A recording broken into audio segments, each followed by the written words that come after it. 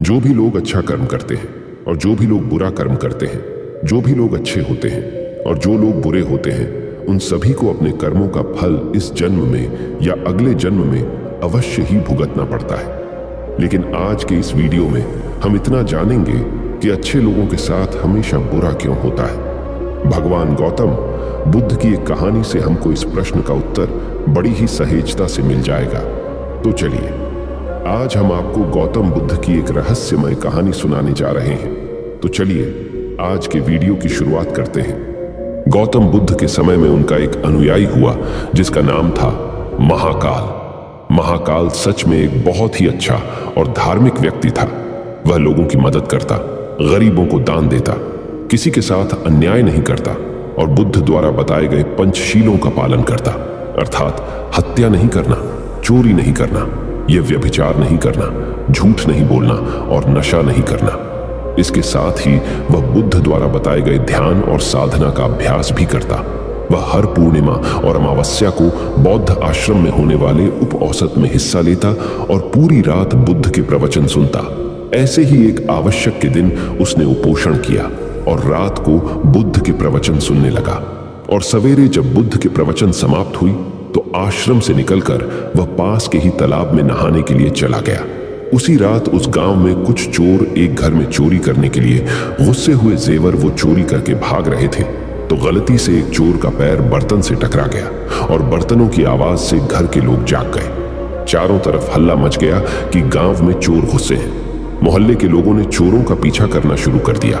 कुछ देर तक तो चोर कहने जेवरात की पोटली लेकर भागते रहे, लेकिन जब उन्हें महसूस हो गया ये बचना संभव नहीं है, पकड़े जाएंगे, तो तालाब के पास से जाते हुए चोरों ने सारे गहने जेवरात महाकाल के कपड़ों के पास फेंक दिए और वहां से भाग गए। जब लोग वहां पहुंचे तो उन्होंने देखा कि चोरी का सारा सामान तो इस व्यक्ति के कपड़ों के पास पड़ा हुआ है। सभी लोगों ने महाकाल को ही चोर समझ लिया और तालाब से बाहर निकालकर उसे मारना शुरू कर दिया।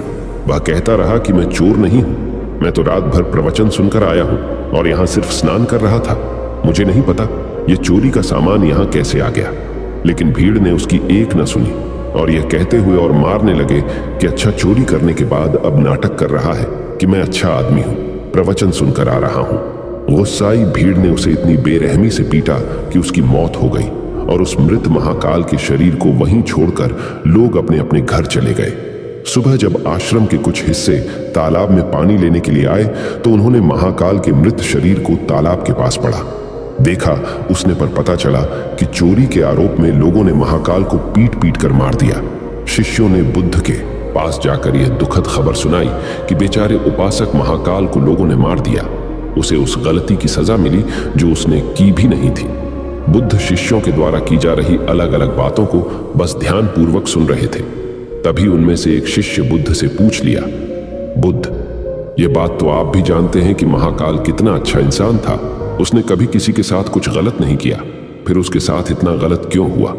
बुद्ध ने कहा, महाकाल इस जन्म में तो अच्छा था, लेकिन आज जो भी उसके साथ हुआ यह उसी के कर्मों का फल है जो उसने पूर्व जन्म में किए थे। अपने पिछले जन्म में महाकाल वाराणसी के राजा के यहाँ एक राज अधिकारी था।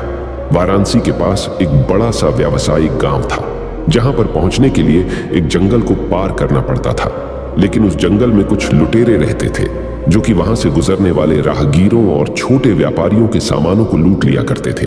व्यापारियों ने वाराणसी के राजा से अपनी सुरक्षा की गुहार लगाई तो वाराणसी के राजा ने अपने उस राज अधिकारी को कुछ सैनिकों के साथ व्यापारियों से कुछ धन लेकर उन्हें जंगल पार कराने के काम पर नियुक्त कर दिया। राज अधिकारी महाकाल भी अपने काम को पूरी ईमानदारी से कर रहा था। वह लोगों से कुछ धन लेता और अपने सैनिक भेजकर उन्हें सुरक्षित जंगल पार करवा देता। एक शाम पति पत्नी का एक जोड़ा अपनी छोटी सी बैलगाड़ी में बैठकर राज अधिकारी के पास आता है और धन के बदले उन्हें सुरक्षित जंगल पार करवाने के लिए कहता है। लेकिन राज अधिकारी यह कहते हुए उन्हें मना कर देता है कि अभी जल्दी रात होने वाली है, इसीलिए वह उनकी और अपने सैनिकों की जान खतरे में नहीं डाल सकता। उन्हें जंगल पार करने के लिए सुबह तक का इंतजार करना पड़ेगा। वह पति पत्नी बहुत आग्रह करते रहे कि अभी रात होने में बहुत समय है, वह भी जंगल पार करा दे, लेकिन राज अधिकारी नहीं मानता और भी सलाह देता है कि वो रात भर यहीं रुके। उनके रहने और खाने की व्यवस्था वह खुद करवाएगा। पति पत्नी को मजबूरन उस राज्य अधिकारी की बात माननी पड़ती है। असल में उस राहगीर की पत्नी बहुत सुंदर थी, जिसे देखकर राज अधिकारी उस पर मोहित हो गया था।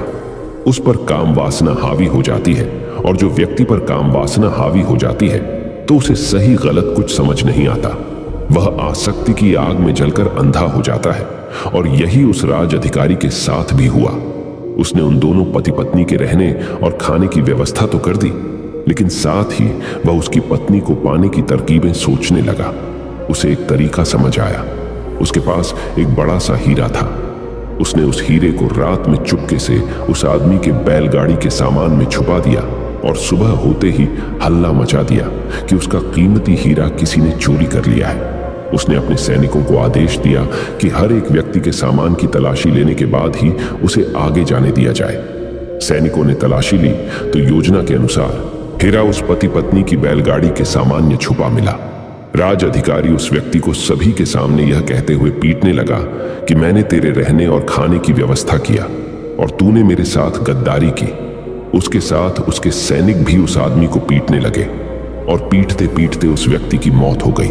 बाद में राज अधिकारी ने अपने रुतबे और दौलत के दम पर उस स्त्री को अपनी पत्नी बना लिया, क्योंकि पिछले जन्म में महाकाल ने सिर्फ उस स्त्री को प्राप्त करने के लिए उसके पति पर झूठा आरोप लगाकर बेवजह उसकी निर्मम हत्या कर दी थी।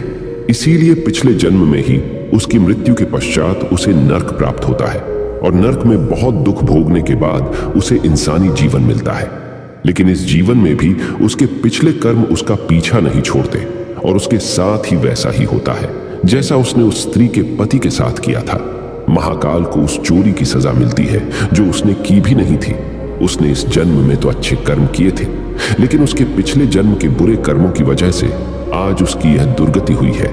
बुद्ध ने आगे कहा, तो फिर भिक्षुओं, अगर इस जन्म में किसी अच्छे व्यक्ति के साथ बुरा होता है तो उसके पुराने जन्मों के पाप ही होते हैं, जिनका फल उसे इस जन्म में भुगतना पड़ रहा है। इसीलिए मैं तुमसे कहता हूं कि अपने आज के कर्मों को सुधारो, ताकि तुम्हारे आने वाले जन्म भी सुधर जाए। इस कहानी से हमें यह सीख मिलती है कि बुरे कर्म का फल हमें न सिर्फ इस जन्म में भुगतना पड़ ही रहता है, बल्कि अगले जन्म में भी पीछा नहीं छोड़ डालता। आज हम अपने स्वार्थ में आकर किसी और के साथ बुरा कर रहे हैं। लालच और ईर्ष्या में कई बुरे काम करते हैं, लेकिन इस बात को भूल जाते हैं उनके कर्म उन्हें न सिर्फ इस जन्म में भुगतना है, बल्कि अगले जन्म में भी भुगतना पड़ी रहेगा। इसलिए हमेशा हमें अच्छे कर्म करना चाहिए, जिससे हम और हमारा परिवार सुखी रहे। अगर आपको यह गौतम बुद्ध की कहानी से कुछ सीखने को मिला हो और यह कहानी आपको पसंद आई हो, तो हमारे चैनल को सब्सक्राइब कीजिए और इस वीडियो को एक लाइक कीजिए, और जितना हो सके उतना अपने दोस्तों के साथ इस कहानी को शेयर करें। तो मिलते हैं हमारे अगले वीडियो में।